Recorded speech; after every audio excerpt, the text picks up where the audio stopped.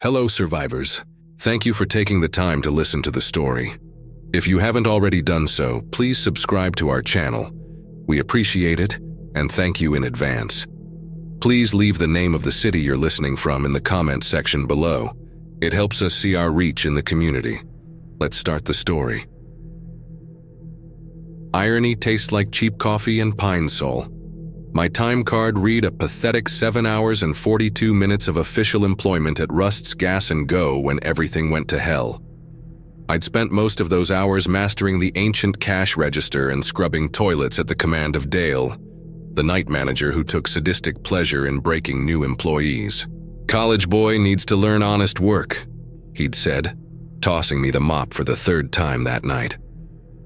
The place sat off Highway 16 in rural Oregon, a decrepit oasis of fluorescent light where truckers and midnight travelers could fuel up on diesel, microwave burritos, and regret.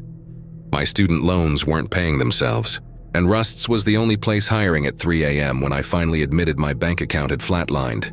It was 4:17 a.m. when the first harbinger of the apocalypse arrived, not with thunder and lightning, but with the muted ping of the door sensor and squeaking sneakers on linoleum.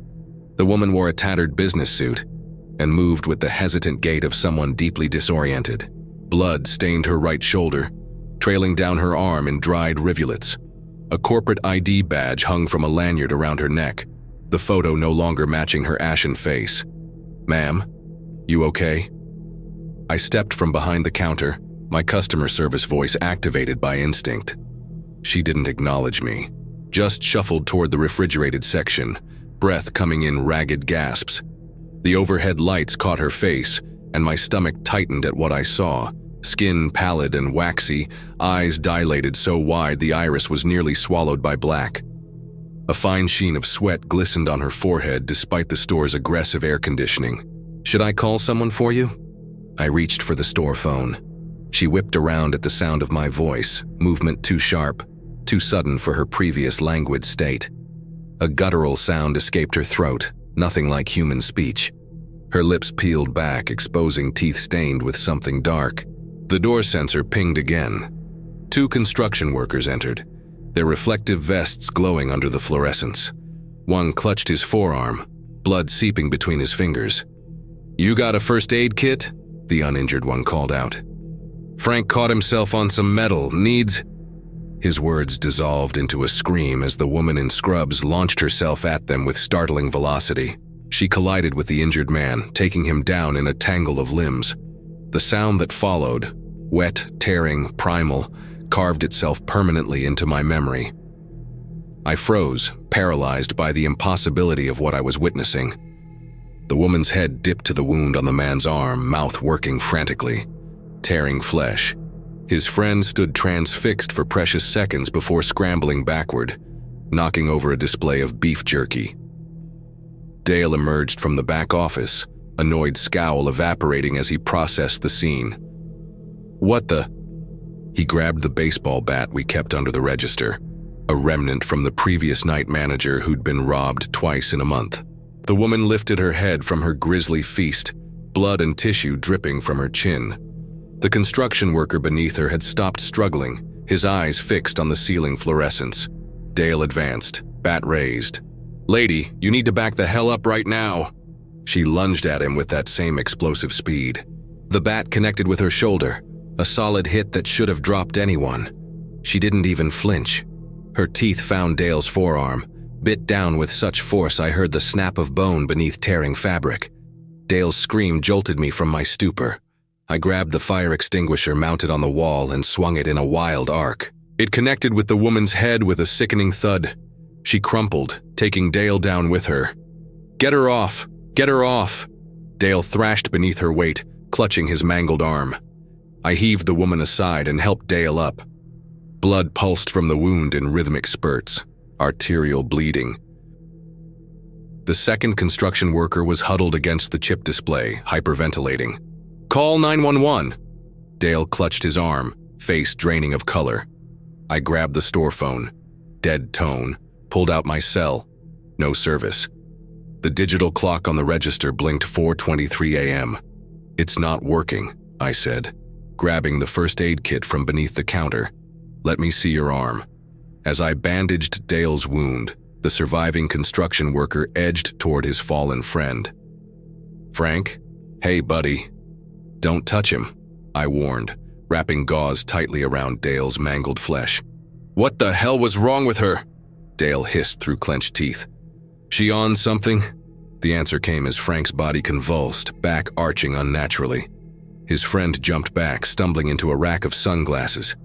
Frank's eyes snapped open, milky, unfocused, yet somehow alert. His mouth worked soundlessly, teeth clacking together. "Frank?" His friend inched closer again. "Can you hear me?" Frank sat up with mechanical precision, head rotating until he fixed on the nearest moving target, his friend. What followed was a reprise of the horror I'd just witnessed, only this time I understood its implications. "Lock the doors," I told Dale, who stared at the scene with vacant shock. "Now!" The command seemed to penetrate his haze. He moved toward the entrance while I dragged the injured construction worker away from Frank. Too late. Frank had already torn into his friend's throat, blood spraying across a display of energy drinks. Dale fumbled with the door locks, his injured arm hampering his efforts. Through the glass, I saw headlights approaching, a semi pulling into the lot. "Hurry!" I shouted, backing away as both Frank and the radiology woman began crawling to their feet, movements mechanical and driven. Dale managed one lock before collapsing, his body seized by violent tremors. The wound on his arm had taken on a grotesque appearance, veins around it darkening visibly beneath his skin, spreading upward toward his shoulder. "Dale?" My voice sounded distant, even to my own ears. He looked at me, terror etched across his features. "Run," he whispered. Outside, the truck's brakes hissed as it came to a stop. The driver would be coming in. Walking into this nightmare without warning. I made a decision. Grabbing the bat Dale had dropped, I backed toward the storeroom. Frank and the woman oriented toward me immediately, drawn by my movement. Dale convulsed on the floor, the transformation claiming him with terrifying speed. The trucker appeared at the glass door, rattling the handle when he found it locked. I wanted to warn him, to tell him to get back in his truck and drive as far and fast as possible. Instead, I slipped into the storeroom and barricaded the door with shelving units. Through the small window, I watched as Dale rose to his feet, movements identical to the others. 3 infected now, shambling toward the glass doors where the confused trucker stood. My phone vibrated in my pocket, an emergency alert. The message confirmed what I'd already figured out. Civil Emergency Directive, shelter in place, multiple reports of violent assaults, first responders overwhelmed. Avoid contact with agitated individuals. Too late for warnings. Whatever this was, it moved too fast, hit too hard. I scanned the storeroom for anything useful. Cases of water, non-perishable food, tools, a small bathroom with a heavy door. It wasn't much, but it might keep me alive until help arrived, if help was even coming. The trucker's scream pierced through the wall as the infected broke through the glass.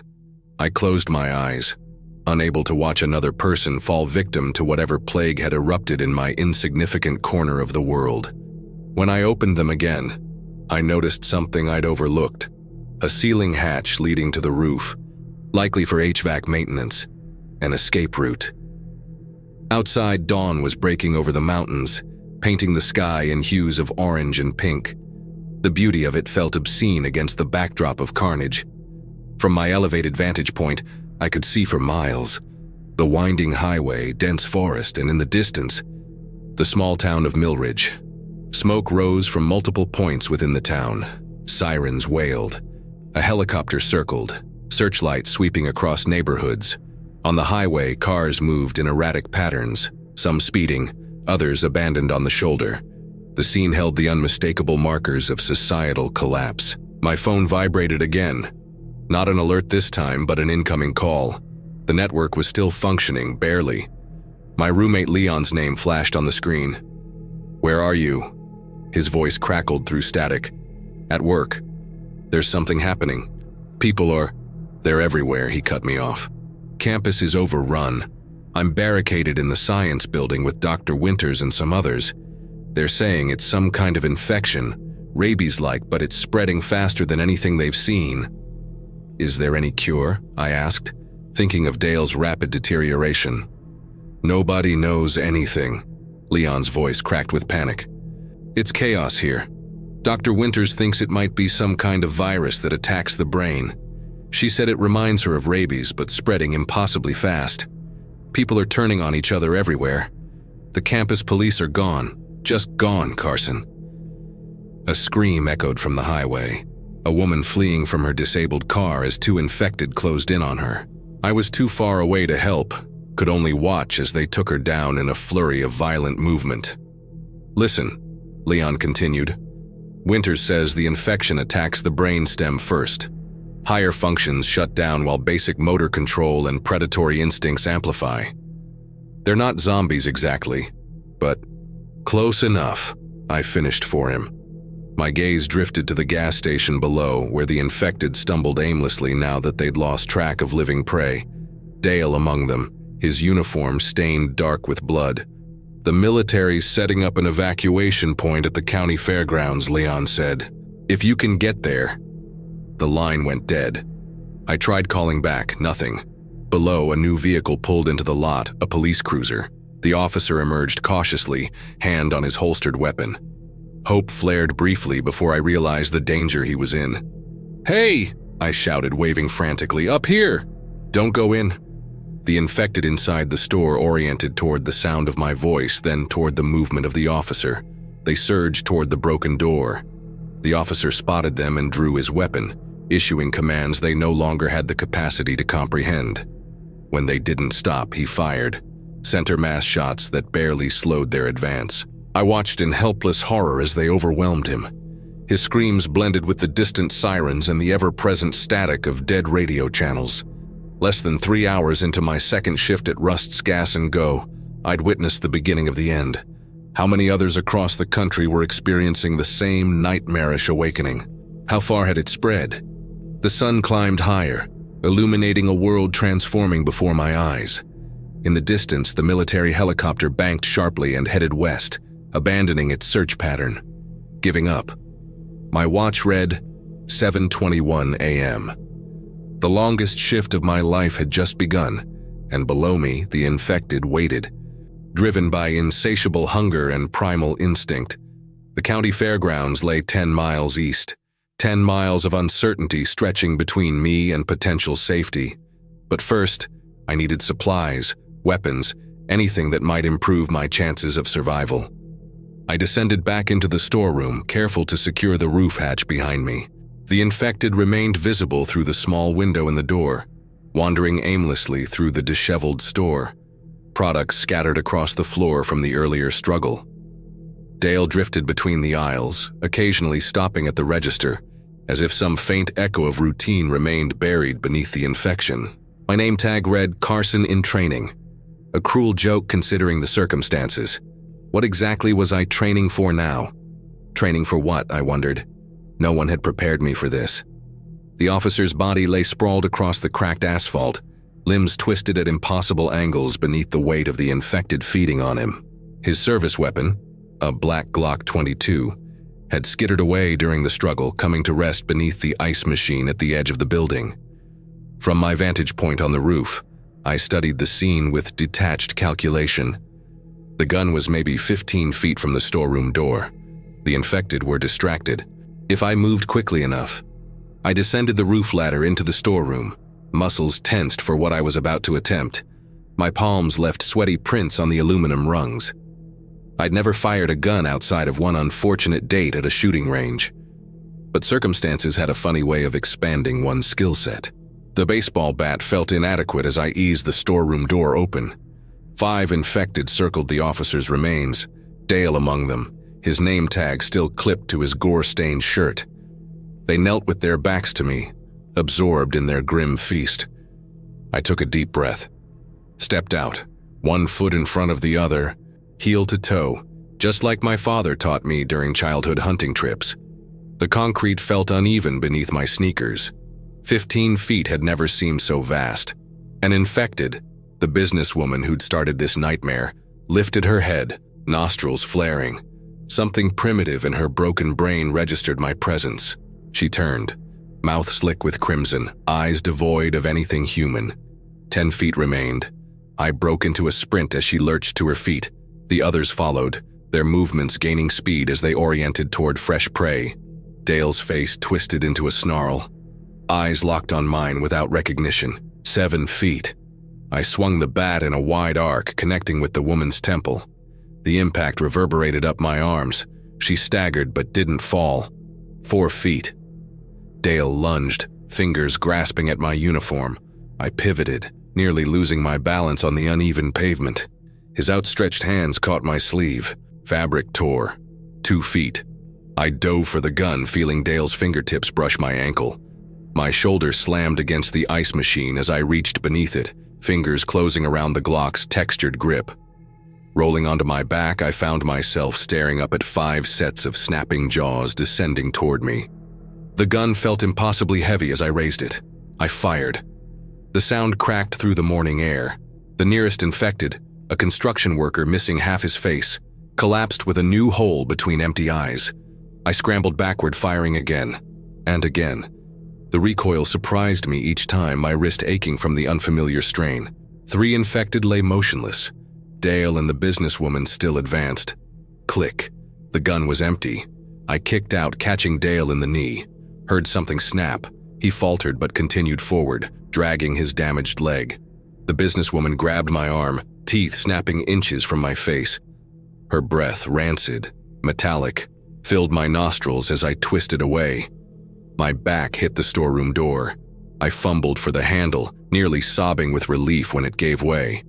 I fell backward into the room, kicking the door shut as Dale threw himself against it. The lock engaged with a solid click. Panting, I retreated to the roof hatch, gun still clutched in my trembling hand. Useless without ammunition, but I couldn't bring myself to let it go. Back on the roof, I collapsed against the HVAC unit, adrenaline giving way to nausea. Bile rose in my throat as I processed how close I'd come to joining the ranks of the infected. The officer's blood stained my sleeve where I'd reached for his gun. I tore off the uniform shirt, wiping my hands frantically on my undershirt. When my breathing steadied, I examined the gun more carefully. The officer's name, Reynolds, was etched on the side of the barrel. The magazine release button yielded nothing. Even the chamber was empty. Officer Reynolds had used every round before falling. I tucked the empty weapon into my waistband anyway. In a world where perception might trump reality, even an unloaded gun could provide an edge. My hands still trembled as I surveyed my surroundings. The morning sun climbed higher, illuminating the apocalypse with cruel clarity. What had seemed like a sanctuary now revealed itself as a prison. Black smoke billowed from multiple points along the highway, burning cars, abandoned accidents, deliberate fires. The distant town skyline was punctuated by similar plumes.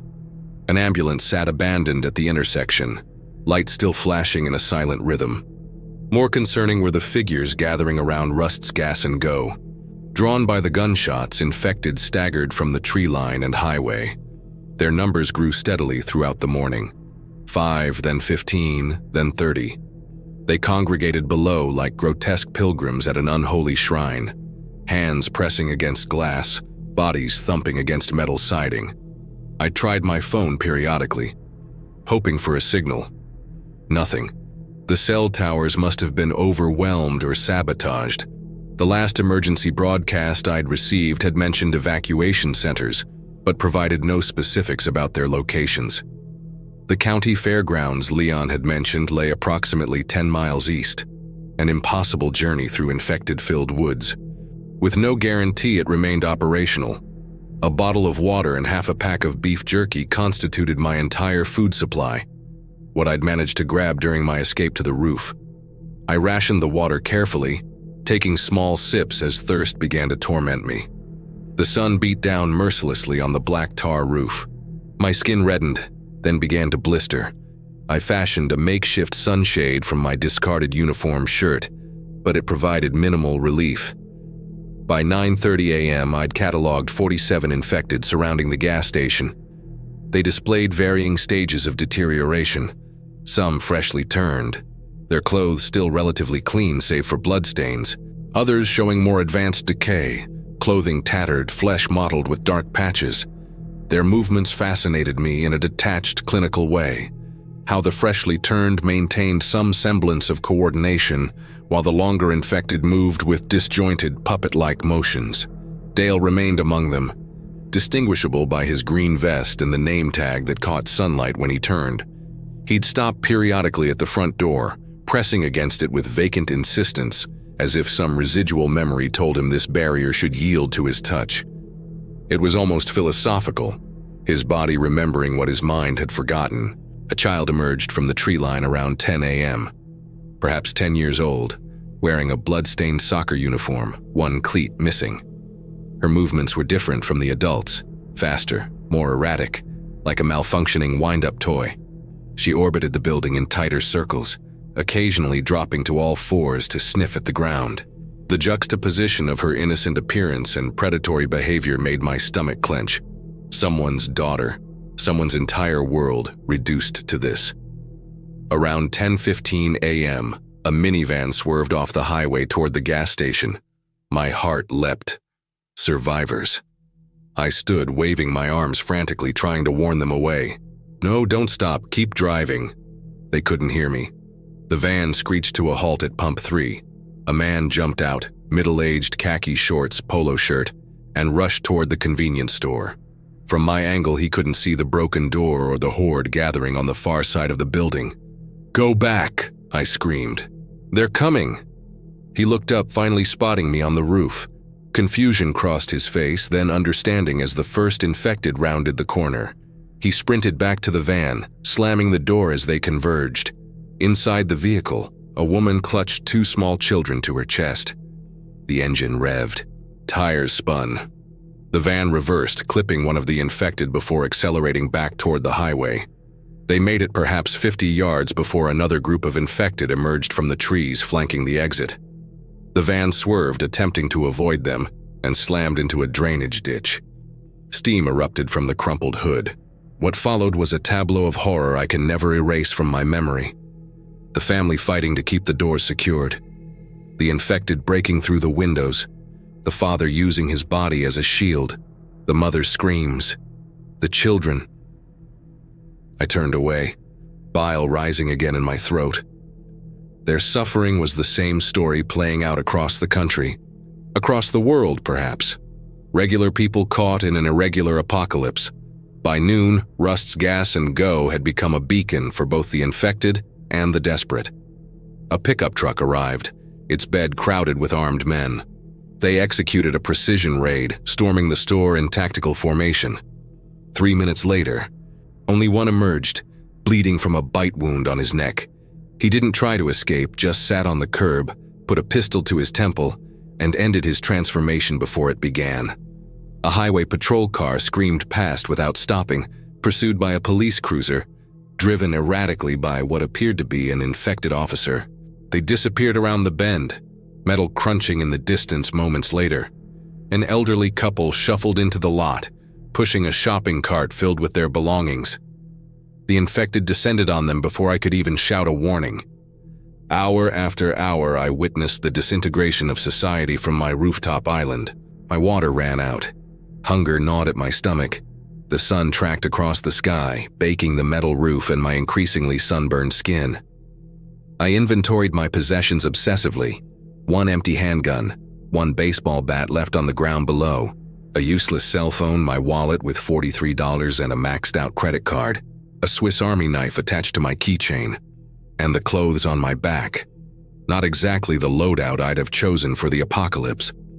Around 2 p.m., a Black Hawk helicopter thundered overhead, flying low enough that I could see figures inside scanning the ground. I jumped up, waving frantically, my shirt in one hand like a flag. The helicopter slowed, hovering momentarily. A soldier with binoculars scanned the roof. Our eyes met, I'm certain of it, before he lowered the glasses and spoke into a headset. The helicopter banked away, continuing eastward. That's when I understood. Rescue operations had priorities, and a single survivor at a compromised gas station didn't merit the risk. I was on my own. The sun began its westward descent, the angle of shadows along the highway lengthening minute by excruciating minute. My lips cracked from dehydration. I'd sweat through my remaining clothes. The sunburn on my arms and neck had progressed from painful to concerning, blisters forming on the worst areas. I'd been calculating and recalculating my options all day, each scenario ending with the same conclusion. I couldn't stay here. Eventually, I'd die of exposure or starvation. But the alternatives seemed equally grim. The infected gathered below reached critical mass by late afternoon. 50 or more of them now pressed against the building, their collective weight causing the glass doors to splinter further. Metal shelving inside gave way with crashes that briefly excited them into frenzies. I was trapped. The roof hatch led to a storeroom now crawling with infected. The 10-mile journey to the evacuation point might as well have been 1,000. As twilight approached, I weighed my options with grim pragmatism. Stay and slowly die of exposure. Try to fight through the horde with an empty gun in my bare hands. Neither offered much hope. The distant rumble registered first as a tremor beneath my feet, an almost sub-audible vibration that traveled through the building's frame. I scanned the highway, spotting the source immediately. A tanker truck barreling down the asphalt at alarming speed. It swerved erratically between abandoned vehicles, horn blaring continuously. Something was wrong with the driver. Even from this distance, I could see arms flailing inside the cab, a struggle taking place. The truck veered off the highway toward Rust's at full speed, the massive cylinder of its tank gleaming in the setting sun. On its side, hazard placards warned of flammable contents, time compressed into crystalline clarity. My graduate research had focused on perception distortion during crisis events, how the human brain processes information differently under extreme stress. I'd read countless accounts of car crashes and near-death experiences where seconds stretched into minutes, details becoming hyper-realistic. Now I was experiencing it firsthand. I watched the truck plow through the gathered infected, bodies flying like rag dolls from its path. The right front tire burst on impact, shredding rubber across the asphalt in corkscrewing patterns. It jumped the curb at an angle, wheels crushing the propane cage by the store entrance. Metal screamed against metal as it sideswiped a row of parked cars, sending one spinning across the lot. The driver's side door flew open. A man tumbled out, rolling across the pavement as the driverless truck continued its trajectory. An infected, wearing the same company uniform, remained in the cab, hands still gripping the wheel, teeth bared in what looked disconcertingly like a grin. The ejected driver struggled to his feet, disoriented but alive. For a brief moment, our eyes met across the parking lot, his wide with terror, mine with the same understanding of what was about to happen. The infected swarmed him before he could run. His screams joined the grinding of metal and wailing of the truck's horn as the vehicle continued its death trajectory. I didn't need the warning symbols stenciled on the tank to understand what was coming. The truck slammed into the gas pumps at nearly 60 miles per hour, shearing the first one clean from its concrete moorings. The initial explosion was deceptively small, a bright orange flash and a concussive thump that knocked me backward. Then came the secondary blast as the tanker itself ruptured. A fireball erupted, expanding outward in a perfect sphere of blue-white intensity. The shockwave hit me like a physical blow, the heat searing my exposed skin even from the roof's distance. The gas station's ancient pumps ignited in sequence, a chain reaction of blossoming fire. Infected caught in the blast zone simply ceased to exist. Those at the periphery became screaming torches, staggering blindly before collapsing. The store's front windows shattered inward. Fire raced across spilled fuel, following the path into the building itself. I felt the temperature beneath my feet rise as the interior became an inferno. Rust's Gas and Go was going to become my crematorium if I didn't move immediately. The roof's far edge extended over a dumpster enclosure, about a 15-foot drop to a concrete pad. Through the billowing smoke, I could see that the area remained clear of infected, most having been drawn to the front by the explosion. I had perhaps 2 minutes before the fire reached the storeroom, where we kept surplus motor oil and lighter fluid. Decision time. Tucking the empty gun into my waistband, I lowered myself over the edge of the roof, dangling by my fingertips above the dumpster. My muscles screamed in protest, shoulders threatening to dislocate. I let go. The impact sent shockwaves of pain through my ankles and spine. I tumbled backward, head cracking against the enclosure wall. Stars burst across my vision as the dumpster's metal exterior burned patterns into my palms. Somewhere in the inferno, the first propane tank detonated, a sharp crack followed by a whoosh of expanding gas. The dumpster enclosure's thin metal wall bulged outward from the pressure wave, rivets popping like gunshots. I staggered to my feet, ears ringing, and ran. Each step sent lightning bolts of pain up my right leg, possibly sprained, definitely not broken. I'd gotten lucky. Black smoke poured from the building's roof vents, forming a towering column visible for miles. The heat was extraordinary, like standing next to an open furnace. My skin tightened, hair crisping at the proximity. If I'd waited another minute on that roof. The trees beyond the lot offered cover, deep forest stretching toward the mountains. I limped toward them as fast as my injured leg would carry me, not daring to look back until I reached the first line of pines. What remained of Rust's Gas and Go painted the twilight sky in apocalyptic brilliance. The main building had partially collapsed, flames shooting through the caved-in roof. Secondary explosions continued to rock the structure as various combustibles ignited. The tanker truck had become an unrecognizable mass of twisted metal, its contents feeding a lake of fire that stretched across the entire lot. The heat distorted the air, creating wavering mirages above the inferno. Melted asphalt bubbled like volcanic mud. The store's metal sign, that ridiculous cartoon beaver with a gas pump, teetered precariously before crashing down into the flames, sending a fresh eruption of sparks skyward. The blast had shattered the ice machine, leaving crystalline shards glittering across the parking lot like diamond dust. I watched Dale's body, or what I thought was Dale's body, contort as fire consumed it, tendons contracting in the extreme heat, pulling his limbs into a boxer's stance. A macabre final pose for a man who'd spent his last normal moments berating me about mop technique. The smell reached me even at this distance. Burning fuel, melting plastic, and something worse, cooking flesh. My stomach heaved, though nothing came up. I hadn't eaten since my sad microwave dinner before last night's shift. Most of the infected had been caught in the initial blast, but survivors from the outer edges wandered aimlessly, drawn to the flames but repelled by the heat. Their blackened forms moved like shadow puppets against the firelight, occasionally catching fire themselves as they stumbled too close to burning debris. Even in their ruined state, they maintained that singular focus: find prey, feed, spread the infection. Nature's most efficient predator, stripped of everything but killing instinct. I forced myself deeper into the forest, each step sending fresh stabs of pain through my injured ankle. The tangled undergrowth clawed at my legs, thorns leaving tiny scratches that burned in the night air.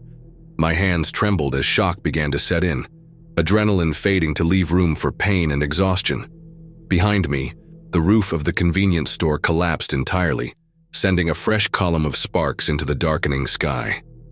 The sound, like the death rattle of some enormous beast, echoed through the trees. Another explosion followed, more powerful than the previous ones. The underground storage tanks, I realized. Thousands of gallons of gasoline igniting at once. The concussive force knocked me forward onto my hands and knees.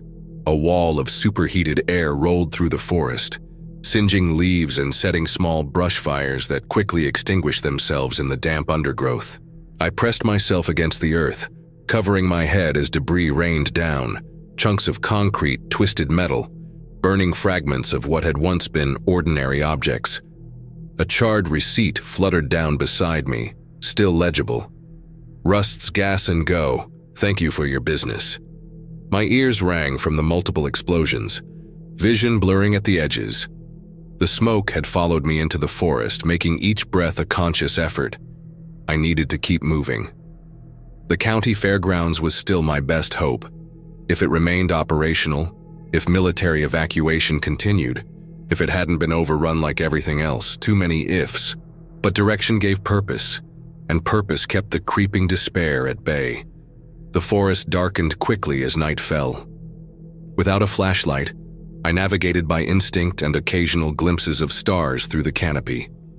My progress slowed to a painful crawl, as roots and fallen branches became invisible hazards. Each unexpected dip in the terrain threatened to send me tumbling. The irony wasn't lost on me as I picked myself up and continued my halting progress away from the burning remnants of my workplace. My time card would have read a pathetic 8 hours and 17 minutes of official employment had the digital system survived to record it. Just over 8 hours from hired to apocalypse survivor. Rust's gas and go continued to burn behind me, the glow visible for miles through gaps in the trees. It would serve as a beacon for both the living and the infected. I hoped some other survivor might see it and know to stay away. Perhaps in that way, the destruction would save lives rather than end them. As I limped deeper into the woods, guided only by the fading light of the inferno behind me and the first emerging stars above, one thought crystallized with perfect clarity. Nothing in the employee handbook had covered this scenario.